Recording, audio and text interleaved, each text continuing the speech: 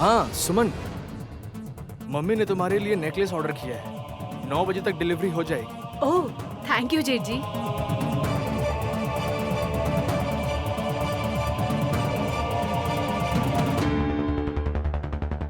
फिर तुम्हारे छोटे जीजा जी और दीदी क्या गिफ्ट दे रहे हैं? मैंने तो ऑलरेडी मांगा है, गानव इंडस्ट्रीज देने के लिए।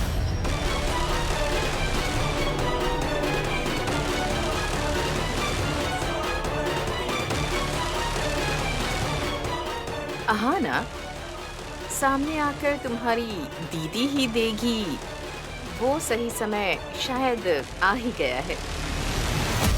अब दो ना नैनी। जरूर सासू माँ।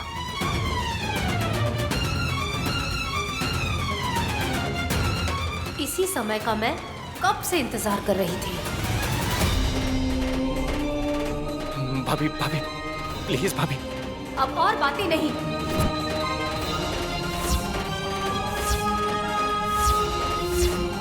अब मुझसे बात करने का कोई भी फायदा नहीं है विक्रांत बाबू।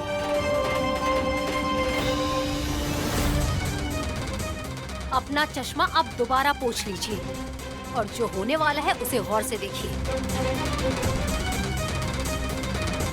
भाभी भाभी नहीं, भाभी भाभी रुकिए।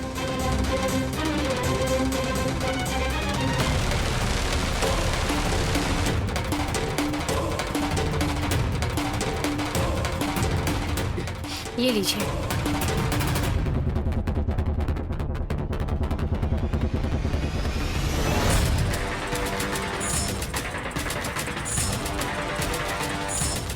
विशाल, बहन ने जैसे डिसाइड किया था, क्या सच में गानवी इंडस्ट्रीज को वो दे देगी क्या?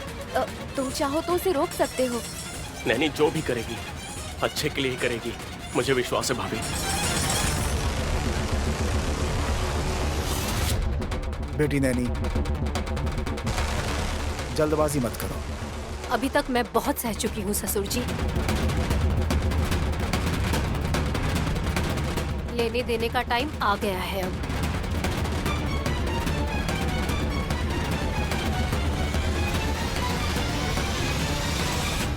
अपनी बहन को गिफ्ट ना देकर मेहमानों को गिफ्ट्स क्यों दे रही हो नैनी?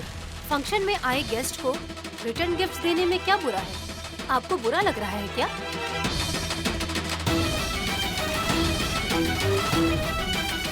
पुलिस भैया, ये आपके लिए है। कोई बात नहीं बहन। अरे ऐसे मत बोलिए भैया, ये खासकर आपके लिए ही है। लीजिए।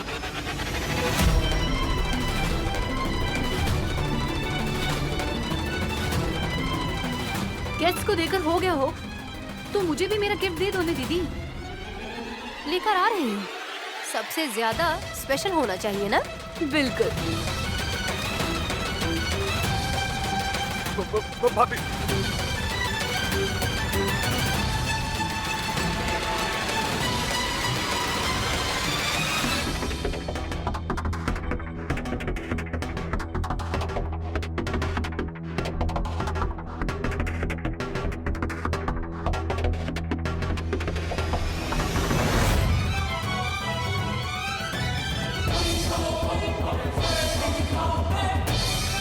दो दीदी। सबको देखने दो कि मैं तुम्हें क्या दे रही हूँ, ये पता चलना चाहिए ना। वैसे ही खड़ी रहो, मैं दिखाती हूँ।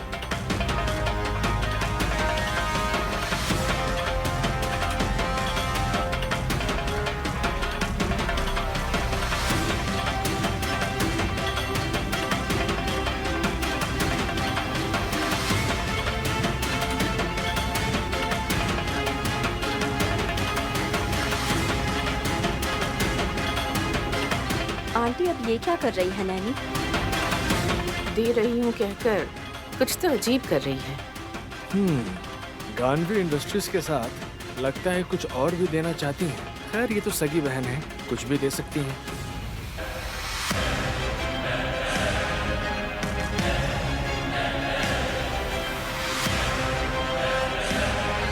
ये क्या कर रही हो दीदी? पता चलेगा, रुको।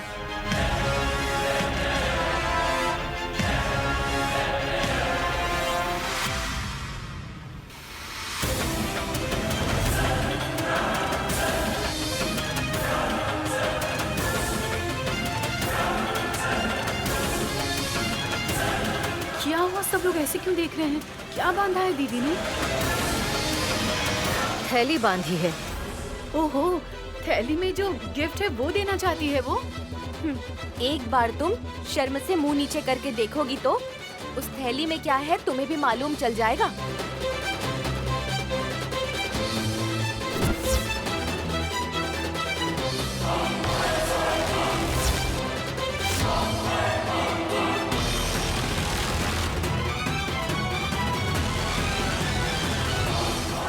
नैनी, ये तुम क्या कर रही हो? सच्चाई को एक एक करके बाहर निकाल रही हूँ साहब जी।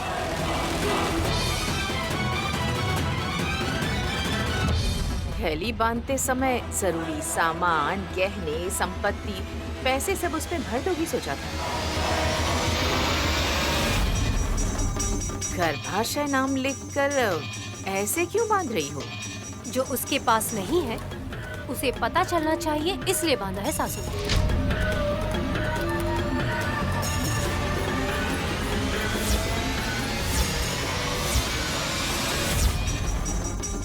सुमन को गर्भ ही नहीं है? नहीं है।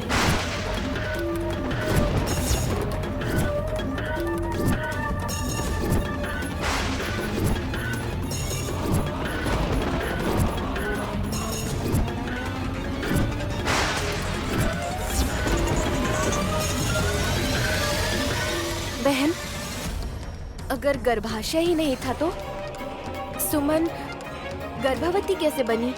डिलीवरी कैसे हुआ? गानवी कैसे पैदा हो गई? हम दोनों के बाद सुमन गर्भवती बनी, ये बात सच है दीदी।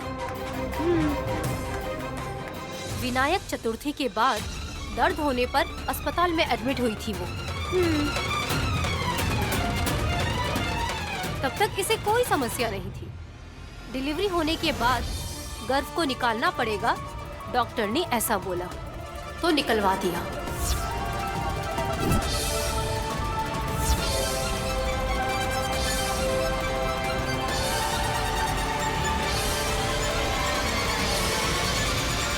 कौन? और कौन? इसका पति।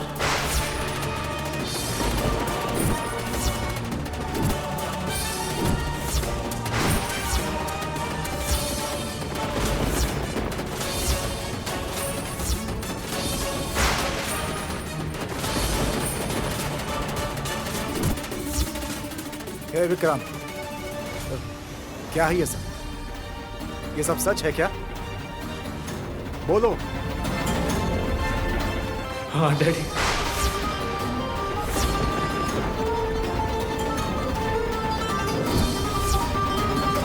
डॉक्टर ने कहा कि गर्भाशय नहीं निकाला तो सुमन नहीं बच पाएगी।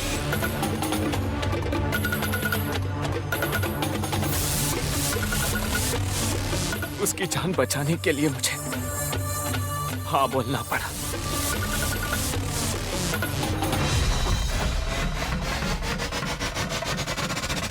हे भगवान, इतना सब कुछ हो गया। तुमने कुछ हमसे कहा क्यों नहीं विक्रांत?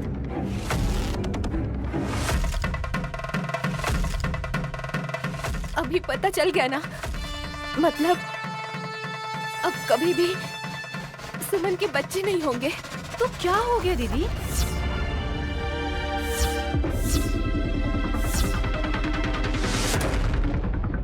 मुझसे ज्यादा तो आप लोग क्यों इतनी टेंशन ले रहे, समझ नहीं आ रहा है।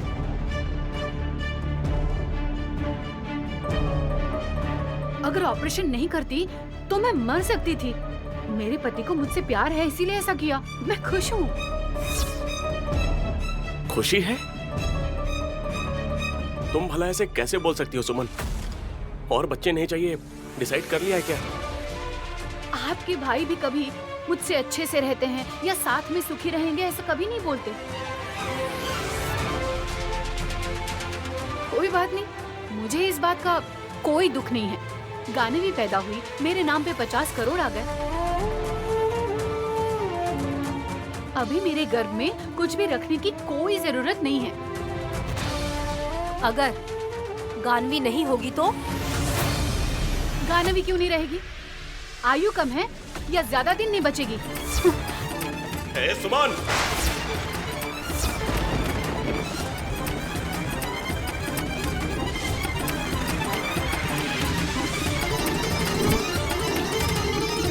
साहब जी, इसे जितना उछलना है उछलने दीजिए। ये अभी तक समझी नहीं है, शायद इसीलिए बकवास कर रही है। मुझे सब समझ में आता है। विक्रांत बाबू, गानवी मुझे दे दीजिए। भाभी भाभी प्लीज भाभी, अब तक मेरी आधी जान ही निकल गई है भाभी। तुम क्यों इस तरह से गिड़गिड़ा रहे हो? मेरे पति मेरी दीदी के सामने गिड़गिड़ा रहे हैं। मेरा गर्भाशय निकाल दिया तो कोई बात नहीं, गानवी मेरे पास है, मुझे और कुछ नहीं चाहिए। बच्चे पैदा करके जिसने खो दिए हैं, मेरी दीदी का तो गर्भाशय है ना, और अगर इसे बच्चे ही चाहिए तो जीजा जी के साथ सही से जीवन बिताएगी तो क्यों नहीं होंगे बच्चे?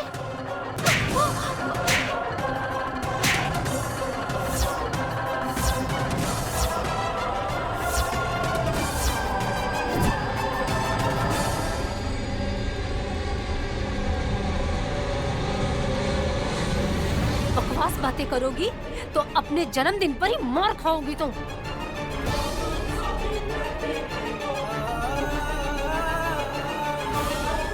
विक्रांत बाबू, गानवी को मुझे दीजिए। बोला ना मैंने, मुझे दो। छोड़ो, मुझे दो। भाभी नहीं। गानवी को मुझे दीजिए। विक्रांत बाबू, गानवी मुझे दीजिए। भाभी नहीं। दीदी मुझे दीजिए। भाभी नहीं भाभी, प्लीज भाभी। दीदी, अब तक दीदी, भाभी नहीं। अभी रोना बंद करिए विक्रांत बाबू। मैंने जिस बच्ची को पैदा किया है उस बच्ची को वापस ले रही हूँ।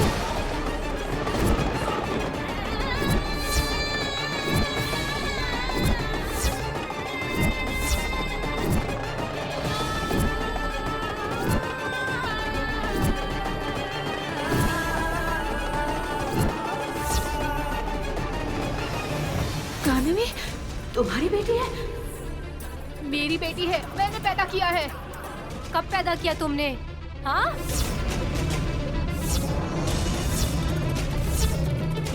किसे पैदा किया तुमने? पाप पैदा किया है तुमने।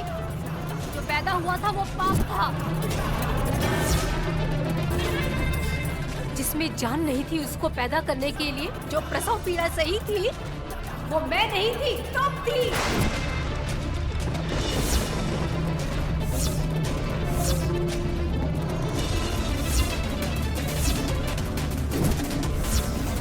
हाँ, नैनी, ये क्या बोल रही हो तुम?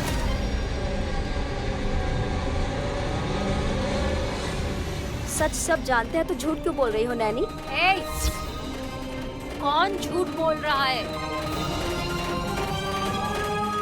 तुम्हारी बच्ची पैदा होते ही मर गई। सुमन की बच्ची मर गई है ऐसा कहकर गानवी को तुम कैसे ले सकती हो? झूठ जिसने बोला, बच्ची जिसने बदली, वो है आपके छोटे बेटे विक्रांत बाबू।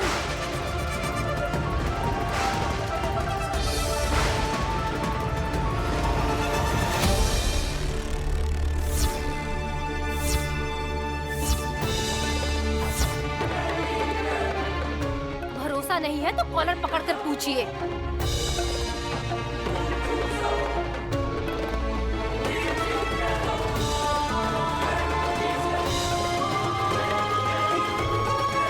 हाँ माँ।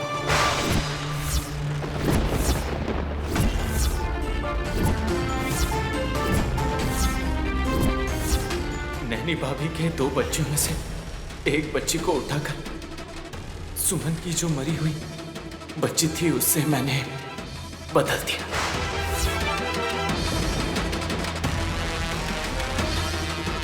मेरी पत्नी को पता चलेगा तो मर जाएगी, इसलिए मैंने ऐसा किया।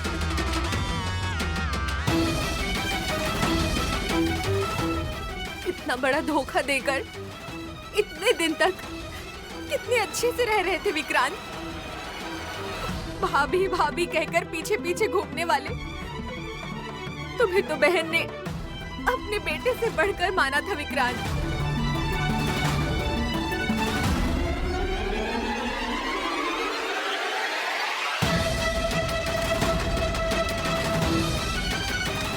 मैंने जो पाप किया है वो मैं मानता हूं।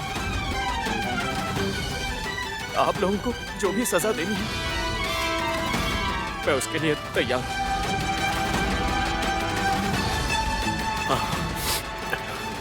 इंस्पेक्टर सर, उस दिन आप डीएनए रिपोर्ट लेकर आए थे ना, उसमें गानवी हमारी बेटी नहीं है, यही साबित हुआ था ना? हाँ विशाल जी, लेकिन अभी नैनी और विक्रांत जी कुछ और ही बोल रहे हैं। मतलब मुझसे सब कुछ छुपाया जा रहा है। मेरी दीदी से शर्मिंदा होकर मेरे पति ऐसा नाटक करके गानवी का त्याग करना चाहते हैं शायद।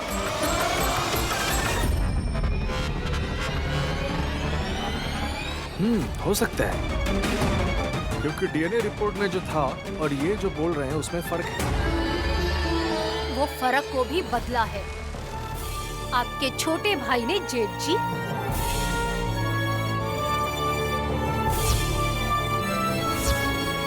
जो भी गेस्ट आए थे रिटर्न गिफ्ट्स में क्या दिया है, एक बार ओपन करके नहीं देखा आप लोगों ने?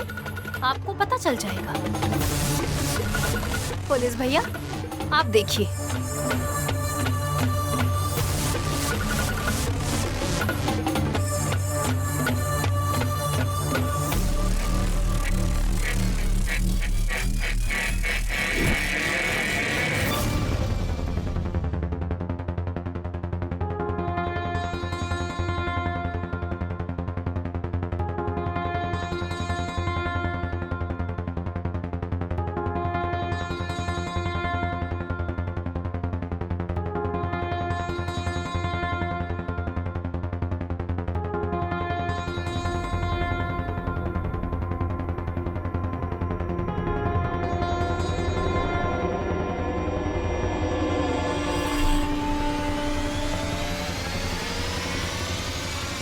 डीएनए रिपोर्ट इसमें तो पॉजिटिव है।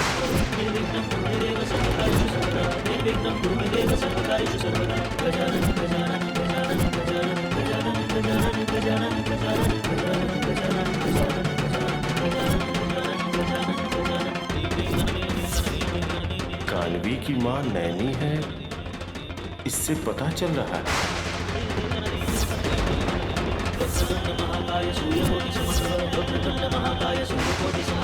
फिर उस दिन जो रिपोर्ट दिखाई थी वो क्या था? फेक, गलत रिपोर्ट तैयार की गई थी। अपनी बीवी को बचाने के लिए भगवान बनने चले थे विक्रांत बाबू, उन्होंने ये नकली रिपोर्ट बनाई थी।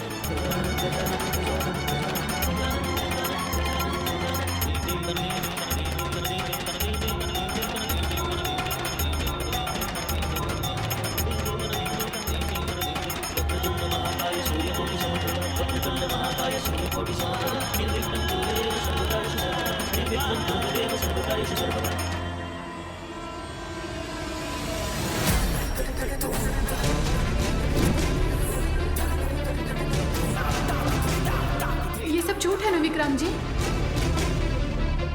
मतलब पैदा करके खो देने वाली मैं हूँ? गानवी की माँ मेरी दीदी है?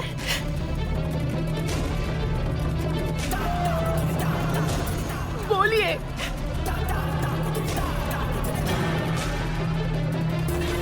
ये सच नहीं है ना? मेरी दीदी झूठ बोल रही है ना? पुलिस केस करूंगी मैं।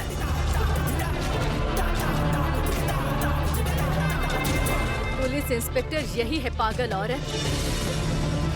तुम कितना भी चिल्लाओ कोई फायदा नहीं है। तुम्हारे पति ने जो गुनाह किया है, अगर नैनी ने कंप्लेंट कर दी ना तो विक्रांत को अंदर कर देंगे अभी।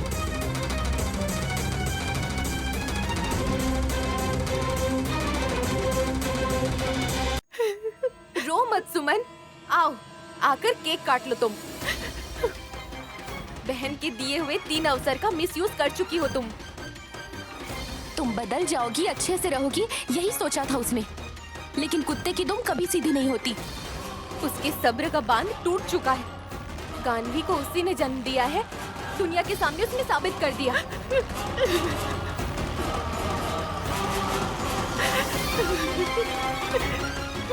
बर्थडे गिफ्ट इतना अच्छा होगा मैंने सपने में भी नहीं सोचा था।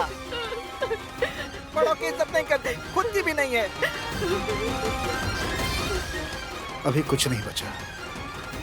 गर्भाशय नहीं होने पर उसका भविष्य भी अच्छा होगा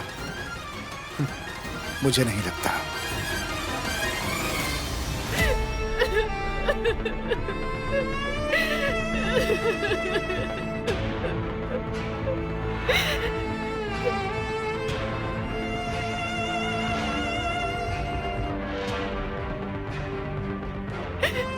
भगवान ने मेरे साथ अन्याय किया।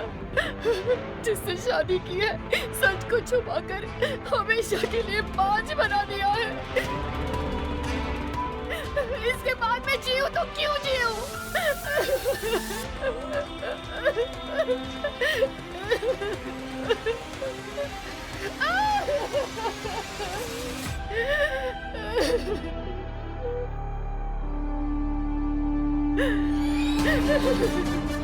कंप्लेंट लिख लूं क्या?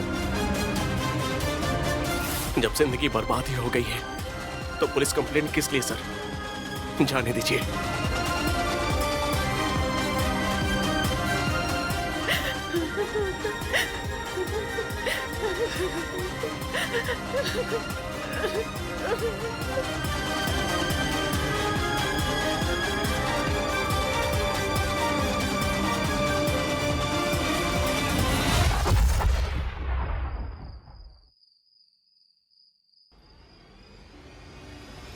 मम्मी चीटी काटो मुझे।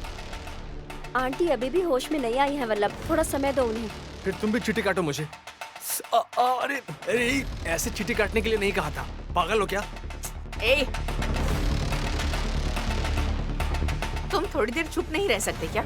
या फिर बाहर चले जाओ यहाँ से। रूम से बाहर निकलते ही नैनी का खुशी से हंसना, सुमन की रोने की आवाज के अलावा कुछ सुनाई ही नहीं दिया। आंटी मम्मी तुम कैसा महसूस कर रही हो, कुछ बताओ तो सही प्लीज। मारिया स्वामी ने जैसा कहा था, नैनी ने अपनी बेटी के बारे में सबूतों के साथ पूरी दुनिया को बता दिया है। एक माँ किस हद तक जा सकती है उसने साबित कर दिया है। गांव से आने वाली नैनी इतनी होशियार होगी सोचा नहीं था। आंटी कसी, नैनी की हिम्मत सफल होने के लिए सिर्फ दो ही कारण हैं। एक है विशाल ने जो मंगलसूत्र उसके गले में बांधा है, और दूसरा उसके गर्भ से पैदा हुई वो बच्ची। पहले वाला ना टूटे उसके लिए उसने कड़ी मेहनत की है, और दूसरा टूट गया फिर भी वो उसे ढूंढकर वापस ले आई है। बचपन में मैंने पढ़ा था रानी रुद्रमा देवी झांसी लक्ष्मीबाई की कहानी, लेकिन मम्मी अब तो मेरी साली नैनी हमारे आंखों के सामने ही लक्ष्मीबाई की तरह इस बार फिर जीत जाएगी। साली बोलकर आज उनसे रिश्ते जोड़कर बात कर रहे हो क्या वल्लभ? अगर कोई जीतता है ना और अपने आप को साबित करता है तो उसकी दिल से जय जयकार करनी चाहिए, तभी हम सुकून से जी सकते हैं। वल्लभ, जय जय के नारे नहीं, मेरे दोनों बेटों को 2 बच्चे हो गए। छोटी बहू को भी 50 करोड़ मिलने से वो गर्व महसूस कर रही है। लेकिन अब सुमन का कोई बच्चा नहीं और पैदा भी नहीं होगा। 50 करोड़ का सपना चूर चूर हो गया। ये क्या आंटी, सुमन के नाम पर जो जायदाद है उसे नैनी वापस ले लेगी क्या? पुंडरी नाथ जी के नाम पर जो कागजात बने हैं उसके नियम ऐसे ही हैं कसी। उस बारे में सुमन को भले ही पता ना हो, लेकिन नैनी को तो जरूर पता होगा।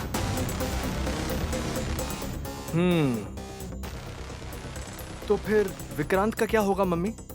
ओह, फिर से विशाल के नीचे काम करके तनख्वाह मिलने का इंतजार करना पड़ेगा।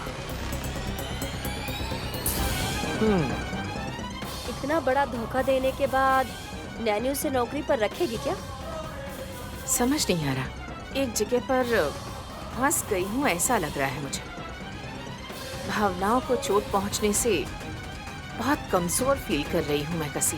मम्मी, गानवी कहीं गायत्री बड़ी माँ तो नहीं है ना? हमें कंफर्म कर लेना चाहिए। नहीं, बच गए। क्योंकि वो विक्रांत की बच्ची है ये सोचकर बहुत बार उसे गोद में उठाकर लाड प्यार दिया। अब नैनी की बेटी साबित हो गई है तो उसे गोद में उठाकर खिलाने की जरूरत नहीं है। खिलाना बाद में आंटी, कहीं आपकी जान को कोई खतरा तो नहीं है ना? गानवी से कोई खतरा नहीं है कसी। तो फिर तो बेफिक्र रहो मम्मी। अगर गायत्री बड़ी माँ मिल गई होती फिर टेंशन की बात होती। दोनों बेटियों में से एक के मिलने से वो उत्साह में नाच रही है और खुशियां मना रही है। जिसने मेरी शत्रु गायत्री देवी को पैदा किया है वो नैनी इसका पता लगाएगी।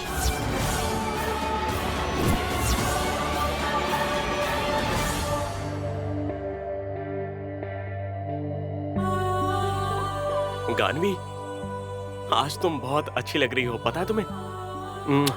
कल तक जो बड़े पापा थे आज पापा बन गए। अभी कैसे बने हैं साहब जी? आप पहले से ही इस प्यारी सी गुड़िया के पापा हैं। इस खुशी के पीछे तुम्हारी माँ का हाथ है। वो सच जानकर भी मुझे ना बताकर 1, 2, 3 गिनतियां करके वो गलतियां करे, इसलिए रोज दिन गुजार रही थी। मुझे दीजिए, कितनी देर से पकड़ा है, हाथ में दर्द होगा, दीजिए मुझे। देखा गानवी, तुम्हारी माँ को मुझसे कितना प्यार है। हेलो सर, मैंने जो बोला है कि मेरी बच्ची की हाथों में दर्द होगा। ऐसा है? ओह, बिना बोले ही दर्द हो गया। तुम हंस रही हो? तुम? हाँ। गानवी, देखो माँ ही हंस रही है ना। मैं नहीं तो क्या सुमन आकर हंसेगी? वो रूम में बैठकर कहीं रो रही होगी। भूल गया था। उसे अभी कोई प्रॉब्लम नहीं है ना? विक्रांत से झगड़ा कर रही है क्या? झगड़ा करेगी तो डांटूंगी। विक्रांत बाबू ने जो भी किया था वो धोखा था ना साहब जी।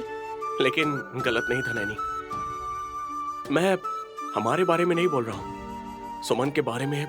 उसने जो भी किया उस बारे में बोल रहा हूँ। वो एक दूसरे के साथ कभी ठीक से नहीं रहते। उनके शादी का कोई मतलब नहीं है समझने वाले। उसने कितना स्वार्थी बनकर ये काम किया होगा। मतलब मेरा विक्रांत सुमन से कितना प्यार करता होगा ना। जो हुआ उसे समझने के गुण सुमन के अंदर नहीं है। मैंने दोनों बेटियों को जन्म देने के बाद भी और एक सुमन होने से समस्या नहीं होगी सोचा था, लेकिन एक और बेटी को उठाकर ले गए तो मैं असमंजस में पड़ गई थी और समझ नहीं पाई साहब जी। गानवी को अपने हाथ में लेने के बाद पूरी दुनिया की खुशी, भरोसा मुझे मिल रहा है नैनी। गायत्री माँ जी को ढूंढकर जल्दी लेकर आएंगे, तब मेरा जीवन जाकर सार्थक होगा साहब जी। विक्रांत की लाइफ के बारे में सोचकर बुरा लग रहा है नैनी। वो हमारे सामने किसी गुनहगार की तरह खड़ा था। सुमन के विषय में उसने गलतियां तो की है, अब उसे पापा बुलाने वाला नहीं होगा। 4 महीने से इन बच्चियों के बिना हम कैसे जी रहे थे साहब जी। सबके ताने सुनकर सहकर क्या करके अपनी खुशियां वापस ला सकती हूँ ये सोच रही थी। विशालाक्षी माँ ने मेरी हर कठिनाइयों में मदद की है। नैनी, चाहे कुछ भी हो हमारे भले के लिए ही है, हम सोचते हैं, लेकिन सुमन जैसे लोग इसे आसानी से नहीं लेते। हाँ, आवेश में आकर गलत सोच से फैसला लेकर अपनी जिंदगी को भी वो खत्म कर सकते हैं नैनी। तुम भी उस पर नजर रखना। मेरी बहन मरने वाली नहीं है। ऐसा मत बोलो नैनी। उसके बारे में मुझे ही पता है इसलिए बोल रही हूँ। 2 दिन में वो ठीक हो जाएगी और तीसरे दिन आप चौंक जाएंगे। हाँ, समझने के बाद वो बदल जाएगी क्या? करोड़ों रुपए होने के बाद वो किस तरह से सोचने वाली है मुझे ये देखना है।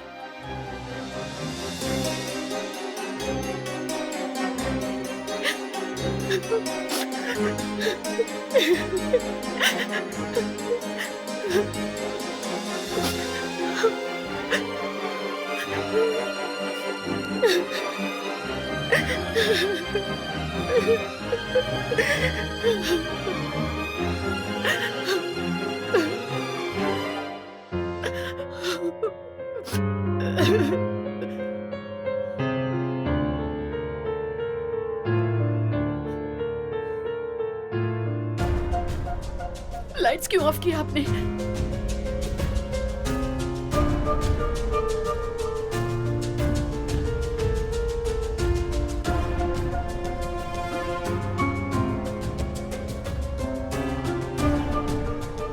मैं सोना चाहता था।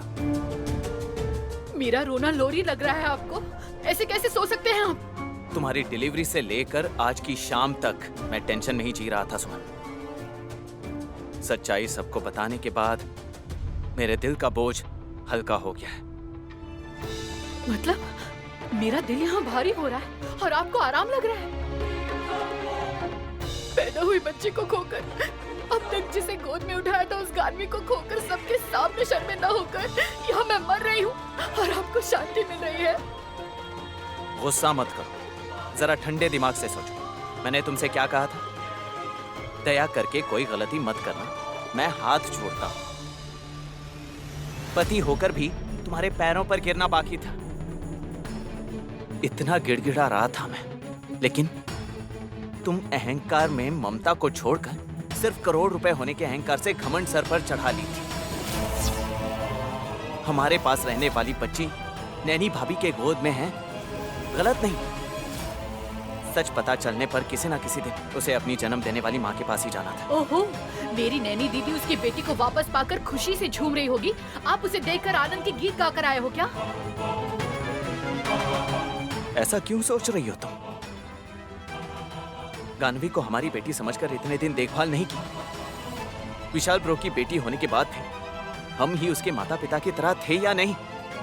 आपने नाटक किया है, इसलिए आप ऐसा कह रहे हैं। सच तो यह है कि इतनी मन्नतों के बाद गानवी मुझे मिली, इस भ्रम में जी रही थी। इतने नाटक करके कितनों को धोखा दिया है पता है आपको? किसी एक का अच्छा करने का सोचने पर दूसरे को तो चोट पहुंचनी ही थी। मेरी दीदी का भला करने के लिए मुझे पूरी तरह से मार दिया। तुम्हारी जान बचाने के लिए ही मैंने अपनी सोच को नीचे गिरा दिया। दोनों बेटियों से दूर होने के बाद भी उसे देखकर मुझे भी दुख हुआ, लेकिन बेटी को मैंने ही बदला है ये सच कभी नहीं बताया। अभी तो पा लिया है ना? गोल्ड मेडल मिलने जैसी बहुत खुश हो रही होगी वो। Gold medal?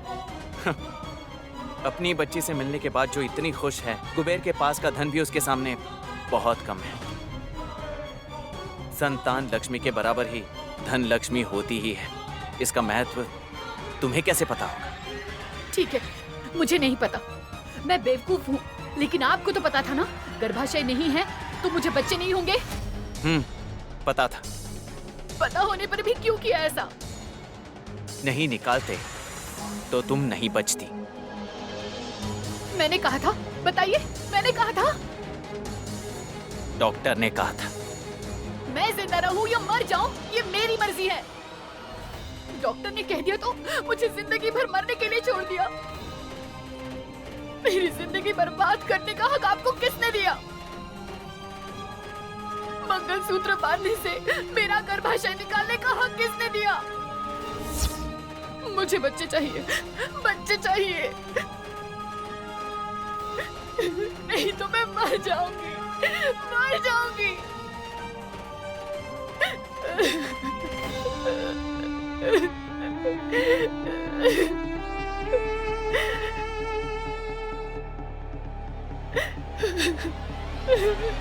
मर जाऊंगी मैं।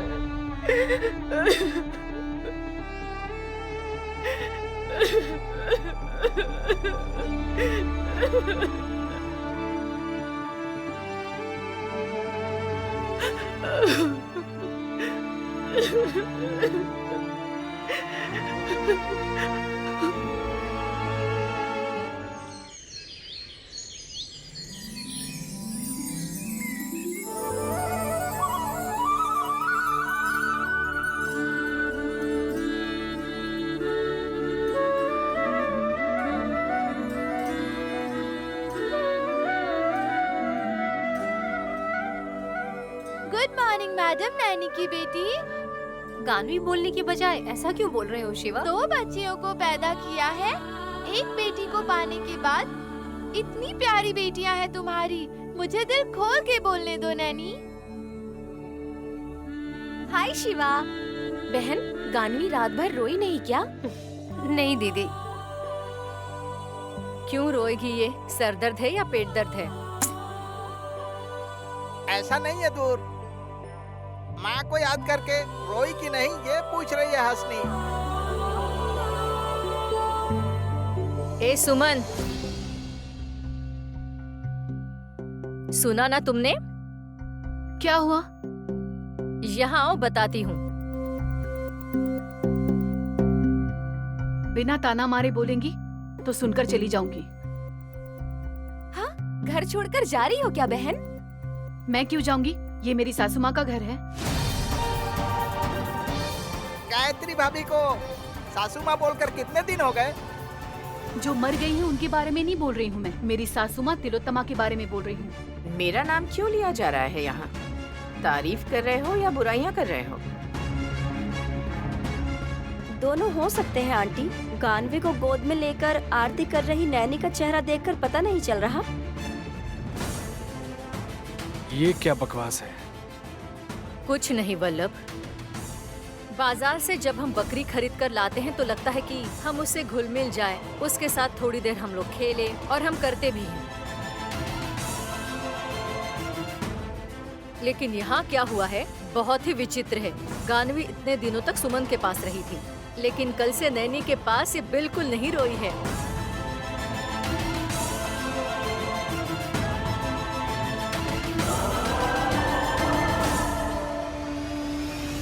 रोई थी।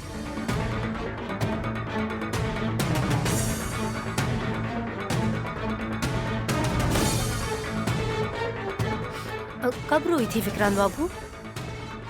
कल रात से सुबह तक वो रोती ही रही। बच्ची नहीं भाभी, मेरी पत्नी सुमन।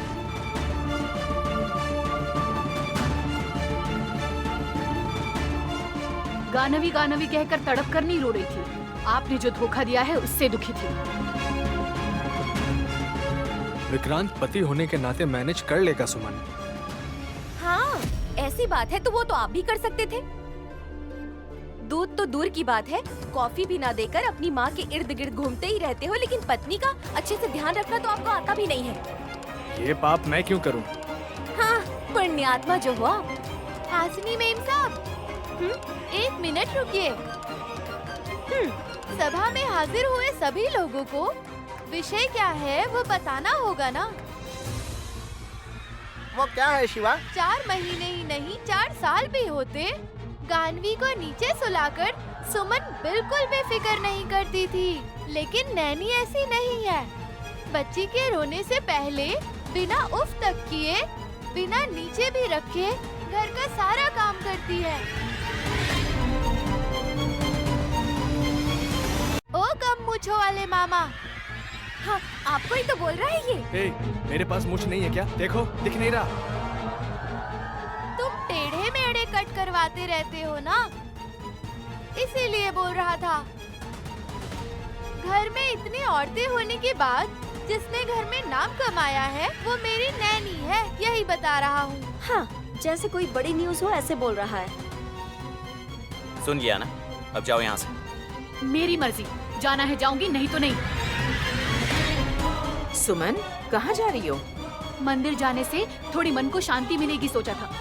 जाते वक्त बुलाकर कुछ लोगों से तुलना कर रहे हैं सासू माँ। सच हमेशा कड़वा ही होता है, ऐसे ही निगल लो। मरी हुई बच्ची को जन्म देने के बाद ही अब कुछ भी बोले तो वो नहीं सुनेगी। ऐसा मत बोलो शिवा, सुमन को दुख होगा। शिवा जब अकेला होता है मेरे बारे में गलत बोलकर अब सबके सामने अच्छा बन रही हो दीदी। मैंने क्या बोला है? ऐसा क्यों सोच रही हो तुम? तुम्हारे साथ पली बड़ी हूँ, तुम कब क्या करोगी मुझे पता है। ए सुमन, तुम अपना मुंह बंद करोगी? आफ्टर ऑल एक पक्षी से डांट सुन रही हो, मुंह बंद करने के लिए बोल रहा है, और तुम ऐसे चुपचाप क्यों सुन रही हो सुमन? तुम और मत चढ़ाओ। मेरे अनुभव जितना भी नहीं होगा तुम्हारा दिमाग। सुमन, तुम्हें स्कूल जाते समय ही मैंने सही गलत बताया था ना? अगर उसकी बातें नहीं सुनेगी तो देखिए ऐसे ही बर्ताव करेगी। मंदिर जा रही थी, सारा मूड खराब कर दिया। छी।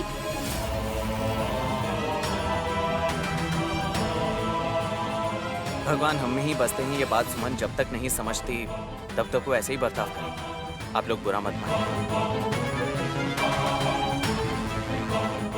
ये क्या नैनी, अपनी बहन को इस परिस्थिति में देखने के बाद भी तुम्हें दया नहीं आ रही क्या? खर पतवार बढ़कर अच्छा हरा भरा दिख रहा है, ऐसे में खेत खराब होता है। ऐसे में उसको उखाड़कर फेंक देते हैं।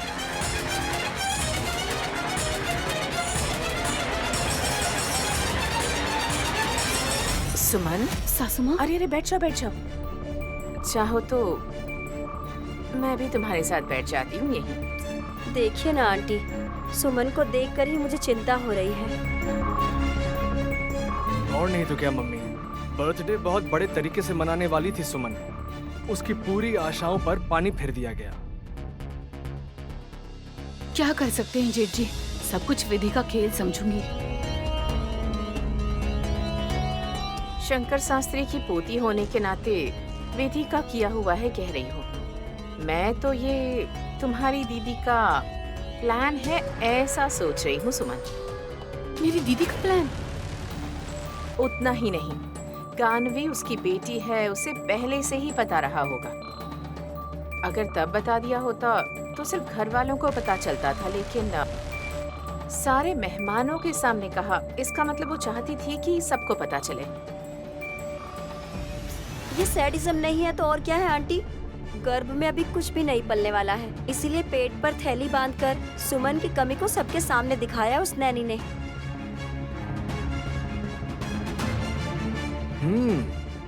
रिटर्न गिफ्ट बोलकर बॉक्स में डीएनए रिपोर्ट्स की कॉपीज रखी हुई थी। मम्मी के बोलने के पहले ही हमारा प्लान जानती होगी। मुझे भी ऐसे ही लग रहा है जेठ जी।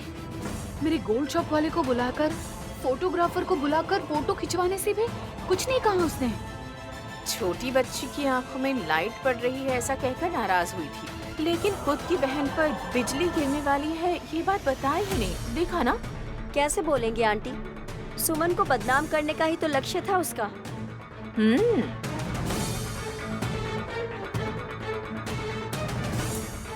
ये विक्रांत भी ना, नैनी सच जानती थी, उसे सब कुछ पता था, लेकिन ये दोनों अनजान बनकर नाटक कर रहे थे।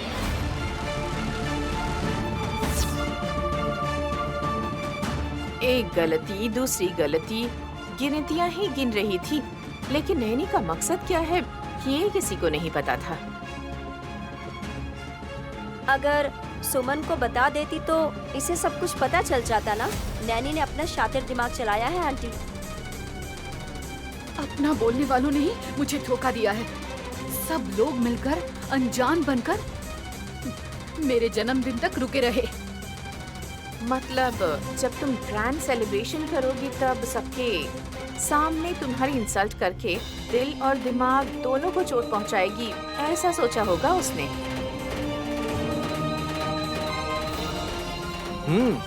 100% वही है मम्मी। गानवी उसी की बेटी है, सबके सामने बता दिया। अब क्या आपको लगता है कि वो सुमन को वापस करेगी?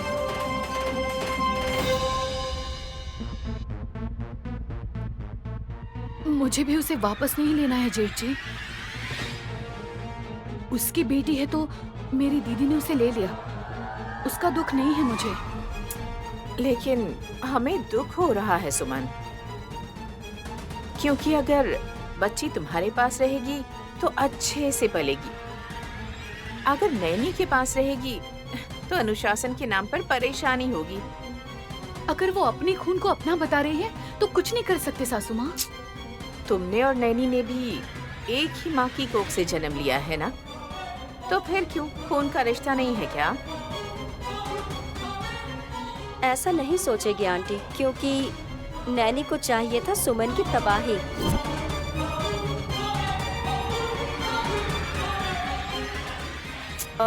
उसकी हार ही उसकी मौत है।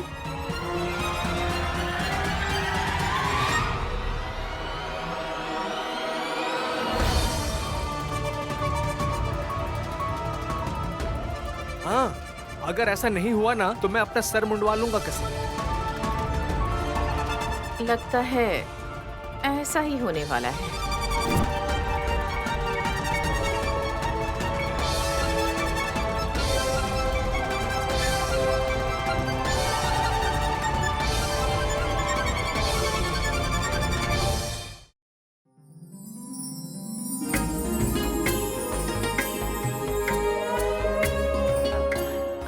फूफा जी कॉफी। बुआ जी कॉफी लीजिए। थैंक्स बहू, तुम चाहे कितनी भी बिजी हो, मेरे लिए तुम कॉफी लेकर आ गई, मेरी जान में जान आ गई। नैनी मैं सुबह से देख रही हूँ, बंदरिया जैसे दिन भर अपने बच्चे को उठाकर चलती है, वैसे ही तुम गानवी को छोड़ ही नहीं रही हो। जो भी हो, जन्म देने वाली माँ है ना बुआ जी।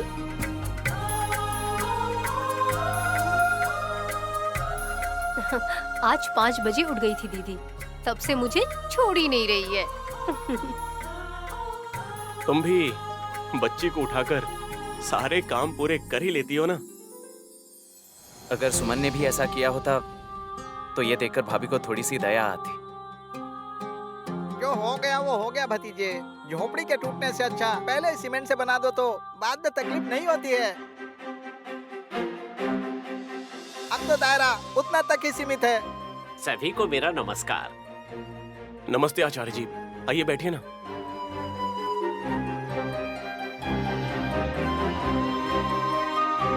मैं आपके लिए कॉफी लाती हूँ। रहने दो बेटी, मैं खाना खाकर आया हूँ।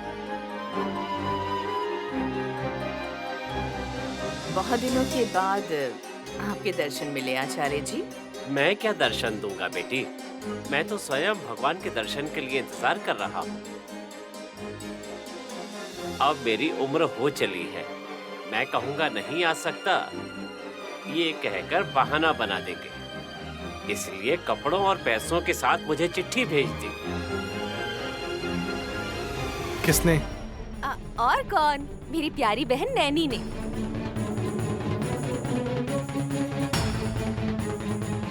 नैनी, तुमने मुझे भी नहीं बताया? आचार्य जी के आने के बाद सबको पता चल जाएगा, इसलिए नहीं बताया साहब जी। ऐसी क्या बात थी? मेरी बहन को भी तो आने दीजिए ना सासू माँ। पता नहीं कैसे शक्ल बनाकर आएगी, रात भर रो रो कर कब सोई थी क्या पता।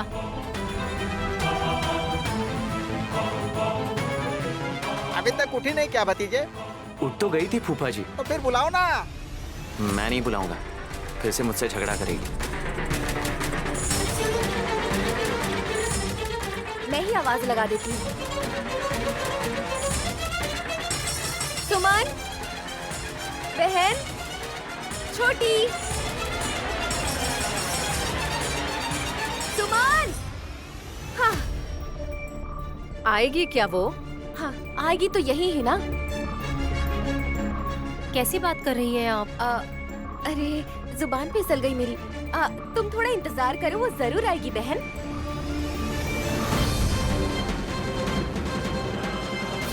वो देखो आ रही है।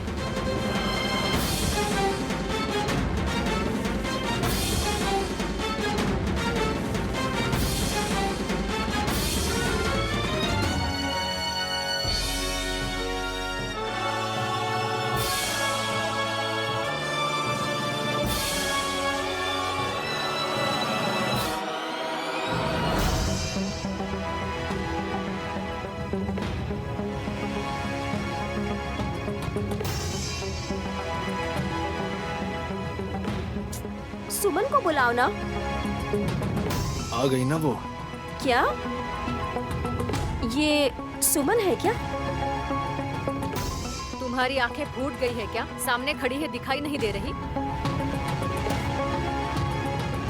यकीन नहीं होता आंटी, एक दिन में कितना बदलाव आ गया है इसमें।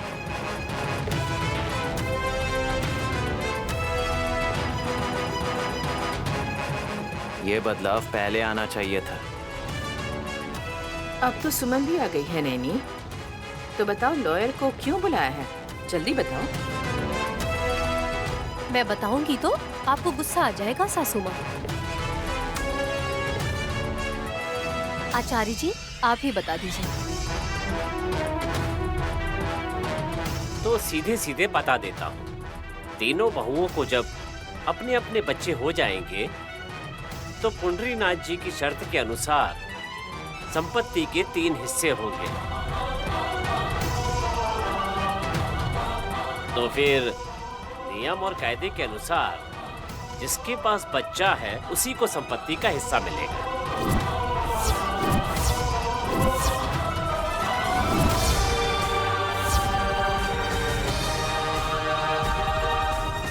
कान्वी नैनी की बेटी है, ये निर्धारित हो चुका है। अब सुमन के नाम पर जो संपत्ति है असल में वो नैनी के हक की है, जो उसे वापस मिल जाएगी।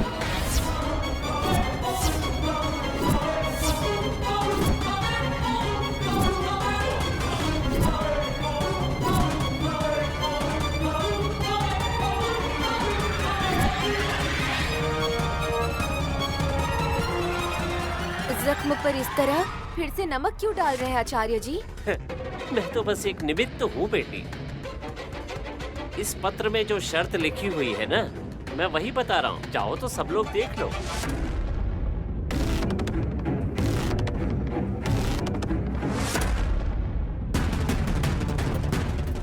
ये अन्याय है। बच्चे को जन्म देने से संपत्ति मिलेगी ऐसा कहा था। मैंने पैदा किया, मिली भी। बच्चे को जन्म नहीं दिया ऐसा नहीं कहा, लेकिन तुमने सुना ना, गर्भ में बच्ची मर गई। अब जो हो गया सो हो गया, लेकिन मैं प्रेग्नेंट तो थी ना। बेशर्म औरत, इतना कुछ होने के बाद भी तुम्हें जरा भी लाज शर्म नहीं आती है क्या? जब मैं मेरी दीदी से बात कर रही हूँ, आप क्यों बीच में आ रही हैं? बुआ, वो क्या कहना चाहती है उसे कहने दीजिए। जीजा जी, मैं माँ तो बन गई थी, संपत्ति भी मुझे मिली थी। अब वो 50 करोड़ का हिस्सा मेरी दीदी को फिर से क्यों देना चाहते हैं? ये कैसा रूल है? वसीयत में जो है वो रूल है। आचार्य जी, सुमन की बच्ची गर्भ में ही नष्ट हो गई थी। मेरे बेटे विक्रांत ने कान्वी को लाकर सुमन को सौंप दिया। इतने दिनों से बच्ची सुमन के ही पास थी।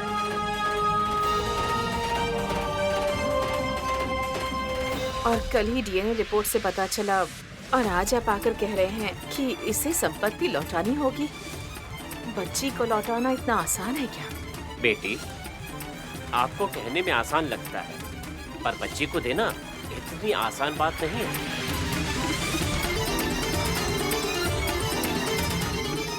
सुमन ने इस बच्ची को जन्म नहीं दिया है। जैसे इसकी डीएनए रिपोर्ट सामने आई, बच्ची को लौटाना पड़ा।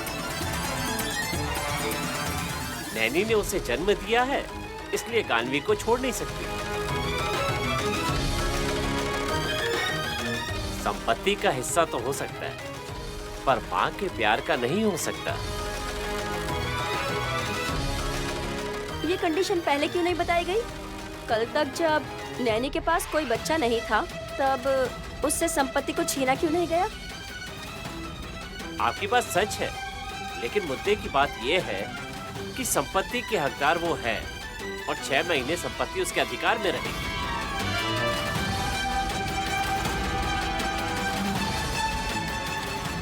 और अगर 2 महीने तक नैनी के पास कोई बच्चा नहीं होता, तो इस संपत्ति के 2 हिस्से करके सुमन को एक और दूसरा हाशमी को मिल जाता। Okay okay okay, I got the point. यानी सुमन के पास अब कोई बच्चा नहीं है, इसीलिए संपत्ति को लौटाना पड़ेगा। वापस लौटाने के लिए अभी भी समय है।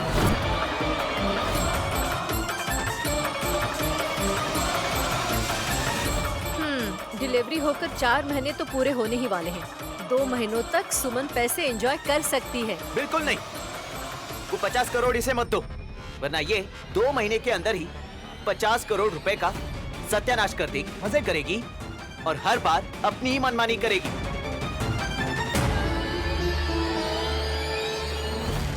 ए, सुमन का कैरेक्टर तुम क्यों डिसाइड कर रहे हो? मैं इसका पति हूँ माँ। आप मुझे पत्नी मानते हो क्या? अगर आपका प्यार ऐसा है तो पहले ही दिखा देना चाहिए था। तुम्हें जो पैसों की लत है ना, इस लत को खत्म करने के लिए ही अभी तुम मेरी पत्नी हो और मैं तुम्हारा पति हूँ, ऐसा कहना ही पड़ेगा क्योंकि साइन जो करना है। ए, चुप हो जाओ। बुजुर्ग आदमी है, न्यायाधीश है, घर पर आकर अच्छे बुरे के बारे में बता रहे हैं, तो झगड़ा क्यों कर रहे हो? साहब जी, मेरी बहन पर मुझे बिल्कुल भी भरोसा नहीं है। अगर पैसों का ये सत्यानाश कर देगी तो क्या करेंगे हम फिर? वो हमारी मेहनत की कमाई है।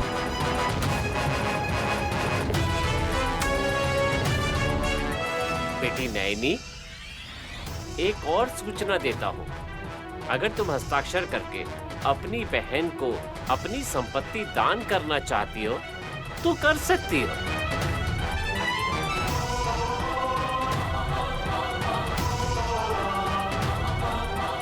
मेरी बहन त्याग की मूर्ति है, उसका दिल भी विशाल है और उसके पति का नाम भी विशाल है। साइन करके छोटी बहन को सब कुछ दे सकती है। मर जाऊंगी, दूंगी नहीं।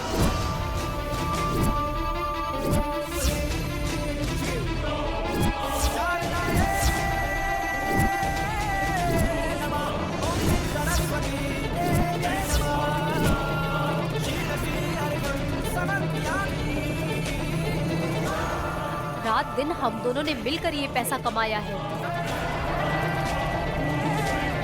जैसे ही पेट में बच्चा आया और उसके साथ ही संपत्ति के लिए रोना धोना शुरू कर दिया। पुंडरीनाथन नाना जी के उस वसीयत के कागजात को मैं इस तरह से उसका निरादर नहीं कर सकती।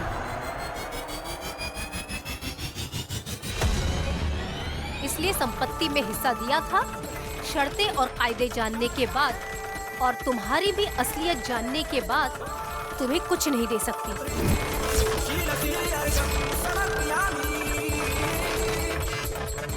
ठीक 2 महीने के बाद, यानी उस दिन महाशिवरात्रि के दिन, जितनी भी संपत्ति तुम्हारे पास है वो सारी संपत्ति वापस सौंपनी होगी तुम्हें।